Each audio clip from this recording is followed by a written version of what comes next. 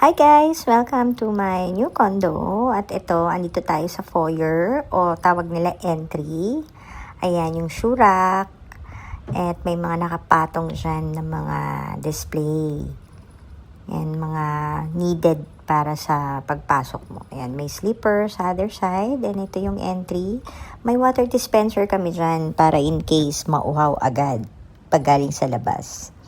Siyempre, you can notice na makikita mo agad talaga yung kitchen ko dyan. Yung first drawer, yung mga spoon and fork. And second, yung mga something na needed sa kitchen. Bago lang po to, newly renovated. Second hand na kasi namin to nabili. So, kailangan talagang i-renovate. So, ito yung aking design ng kitchen. At syempre yan, under the sink may mga trash box tayo dyan. For non-biodegradable, biodegradable. Andyan din yung knife. At syempre, ito yung other side ng kitchen. Meron ako ditong small cabinet para sa exhaust. Pero nilagyan ko siya ng mga something that I can store. Yan. Ito yung fridge, washing machine. Ito yung aming utility room, extra room, maid's room. Anything that you can call it. Yan.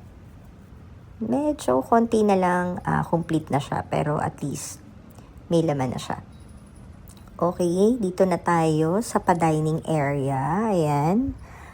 Our dining area, 4-seater lang. At meron ako ditong appliances cabinet or I don't know what you call it, pero pinasadya ko talaga yan kasama nung kitchen para dyan ko ilalagay yung mga gusto kong i-organize na extra plate, yan, extra glass, dyan yung mga wine glass, mga extra na magagamit sa tableware. And so, other part naman ng unit, pagpasok mo meron talaga akong parang lodge area, pero shoe rack bench yan. So, ginawa ko lang siyang parang